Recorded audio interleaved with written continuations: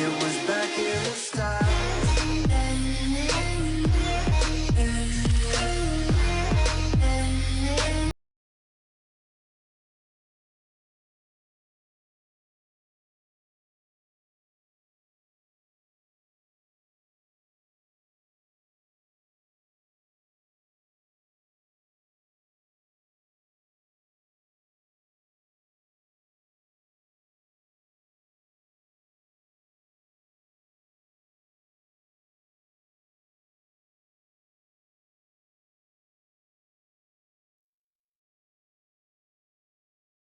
Pengembangan kurikulum.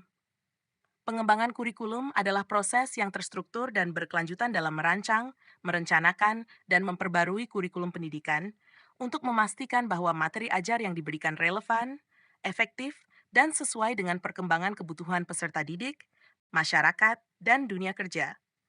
Kurikulum berfungsi sebagai pedoman yang mengarahkan kegiatan pembelajaran dan menghubungkan berbagai komponen dalam pendidikan, seperti tujuan, materi, metode, dan evaluasi.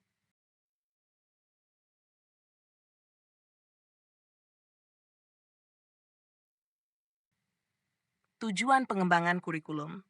Satu, menyesuaikan dengan perkembangan ilmu pengetahuan dan teknologi, mengadaptasi kurikulum agar sesuai dengan kemajuan ilmu pengetahuan dan teknologi yang terus berkembang. Dua, meningkatkan relevansi pembelajaran, menyusun kurikulum yang relevan dengan kebutuhan dunia kerja dan tantangan sosial yang dihadapi peserta didik. Tiga, memenuhi kebutuhan peserta didik, menyusun kurikulum yang memperhatikan keberagaman kebutuhan dan karakteristik peserta didik. Empat, menjamin kualitas pendidikan, mengembangkan kurikulum untuk menghasilkan lulusan yang kompeten, berakhlak mulia, dan siap bersaing di tingkat global. 5. Mendorong pembelajaran berkelanjutan, menyusun kurikulum yang memungkinkan peserta didik untuk terus belajar sepanjang hayat.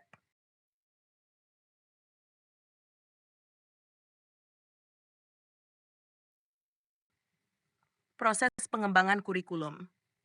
Identifikasi kebutuhan, menyusun analisis kebutuhan berdasarkan perkembangan sosial, teknologi, dan dunia kerja.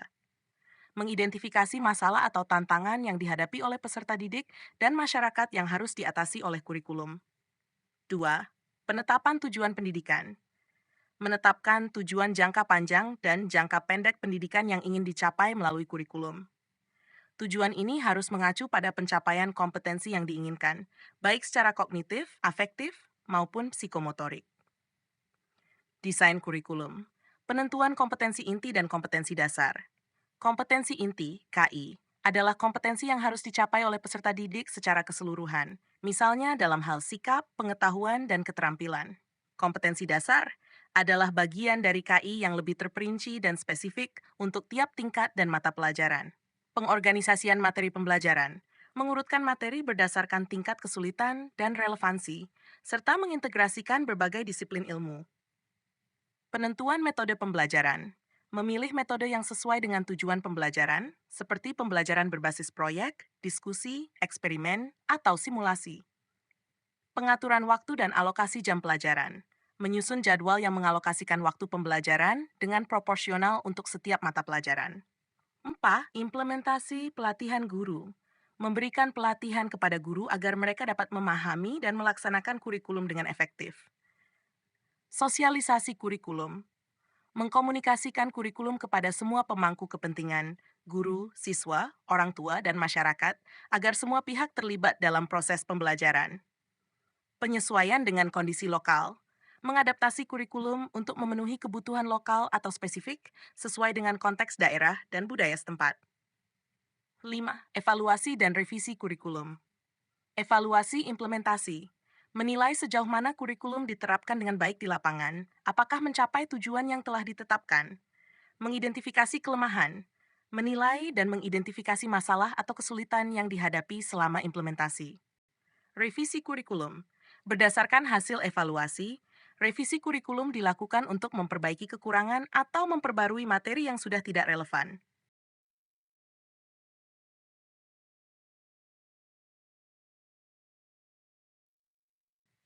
Faktor yang mempengaruhi pengembangan kurikulum. Satu, kebutuhan sosial dan ekonomi. Kurikulum perlu disesuaikan dengan kebutuhan pasar kerja, kondisi sosial, dan perubahan yang terjadi dalam masyarakat. 2. Perkembangan ilmu pengetahuan dan teknologi. Kemajuan teknologi dan ilmu pengetahuan mempengaruhi cara belajar, bahan ajar, dan kompetensi yang harus dimiliki oleh peserta didik. Perubahan dalam sistem pendidikan. Kebijakan pendidikan yang berubah, seperti kurikulum nasional atau standar akreditasi, mempengaruhi desain kurikulum. 4. Karakteristik peserta didik. Kurikulum harus memperhatikan perbedaan dalam kemampuan, gaya belajar, dan minat peserta didik. 5. Keterlibatan pemangku kepentingan. Pengembangan kurikulum perlu melibatkan berbagai pihak seperti guru, orang tua, masyarakat, dan ahli pendidikan untuk mendapatkan masukan yang konstruktif.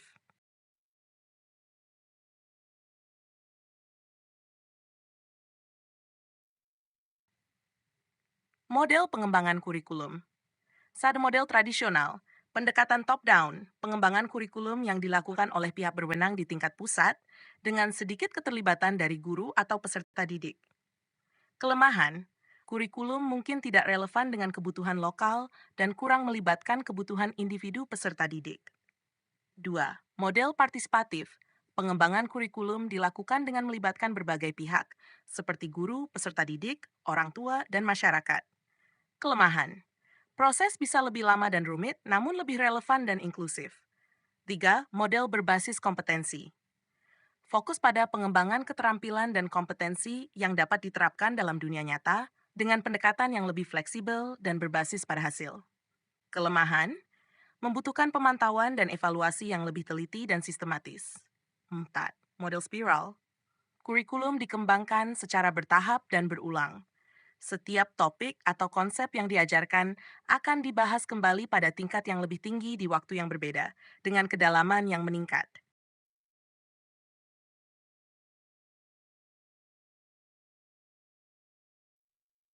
Komponen kurikulum yang harus diperhatikan. Tujuan pembelajaran, menetapkan apa yang ingin dicapai oleh peserta didik setelah mengikuti proses pembelajaran. 2. Materi pembelajaran menyusun dan memilih materi yang relevan dan sesuai dengan perkembangan kebutuhan peserta didik dan masyarakat. 3. Metode pembelajaran, menentukan metode yang akan digunakan, baik itu ceramah, diskusi, tugas proyek, eksperimen, atau metode lainnya yang sesuai. Penilaian dan evaluasi, menyusun metode penilaian untuk mengukur keberhasilan peserta didik dalam mencapai terpepan. Sumber daya ditetapkan. 5. Sumberdayakan sumber daya pendukung yang memadai, seperti buku teks, alat peraga, teknologi, dan fasilitas pembelajaran lainnya.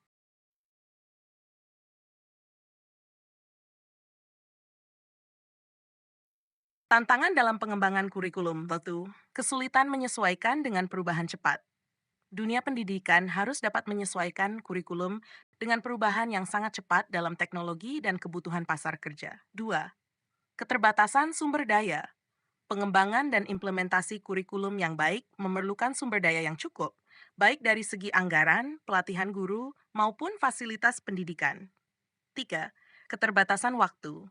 Proses pengembangan dan penerapan kurikulum yang ideal memerlukan waktu yang panjang. Sedangkan perubahan cepat dalam pendidikan seringkali menuntut adaptasi yang lebih cepat. 4. Perbedaan antara tujuan kurikulum dan realitas di lapangan. Terkadang ada perbedaan antara apa yang diinginkan oleh pembuat kebijakan kurikulum dan kenyataan di lapangan, seperti perbedaan di kelas atau dalam konteks lokal.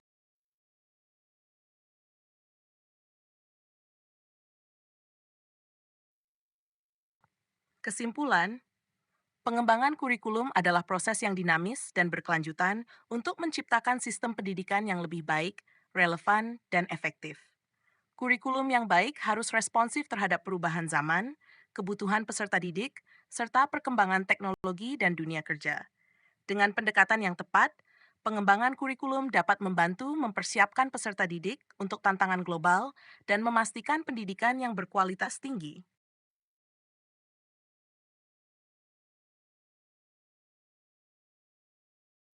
Demikian, semoga bermanfaat.